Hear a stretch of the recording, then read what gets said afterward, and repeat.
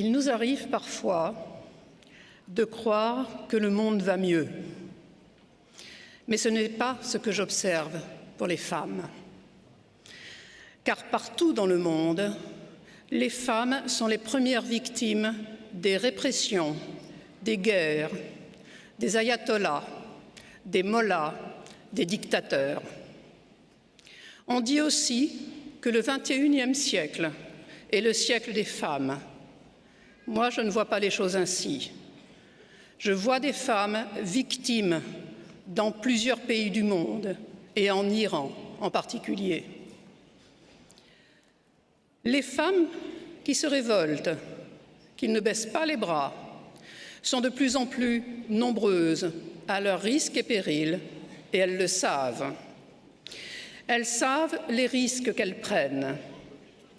Mais comme elles sont pour la liberté, la leur et celle de leur pays, elles franchissent tous les obstacles. Elles sont étonnantes. Les femmes iraniennes sont étonnantes. Je pense en particulier à Rassoul, Katir, Sepideh, Sarah, Laleh, Nasdar, Shaila, Touran, Nastaran, Ashraf Abaktour. Elles ont osé défier le pouvoir. Elles ont mis leur vie en péril.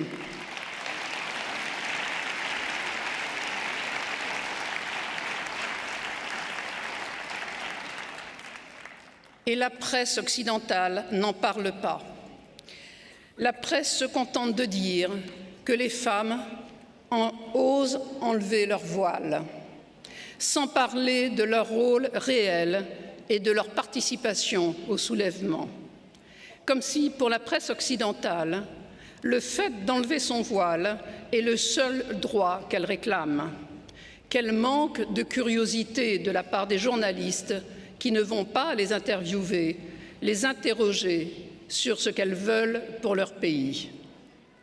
Les femmes sont un élément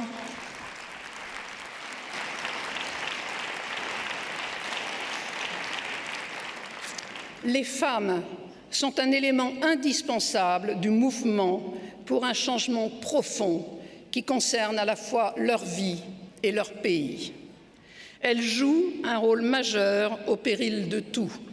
Il est temps que le monde sache que les femmes iraniennes sont les actrices majeures pour la liberté. Il faut les admirer pour leur courage, il faut les soutenir, il faut les entendre.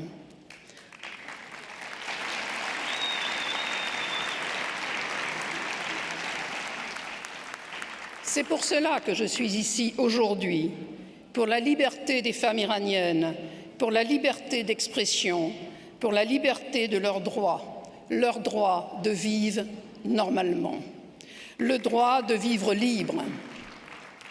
Et leur exemple doit servir les autres femmes dans le monde. Les femmes iraniennes sont courageuses. Nous devons les admirer, les encourager, les entendre. Et la presse doit comprendre le rôle fondamental qu'elle joue pour un Iran libre. Nous ne devons pas les laisser seules dans leur combat. Il faut qu'elles sachent que nous sommes quelques-uns, quelques-unes à les soutenir, à les admirer, à vouloir les aider. Je fais partie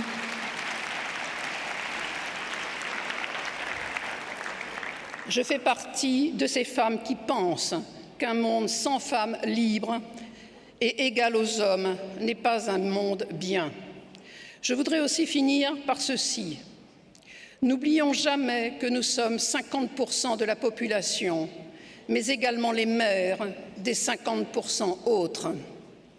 À ce titre, nous devons éduquer nos enfants, nos garçons surtout, dès leur enfance, pour qu'ils respectent les femmes et les considèrent comme leurs égales. Faisons tout pour que ce siècle soit le siècle pour les femmes et pour les Iraniennes. Je vous remercie.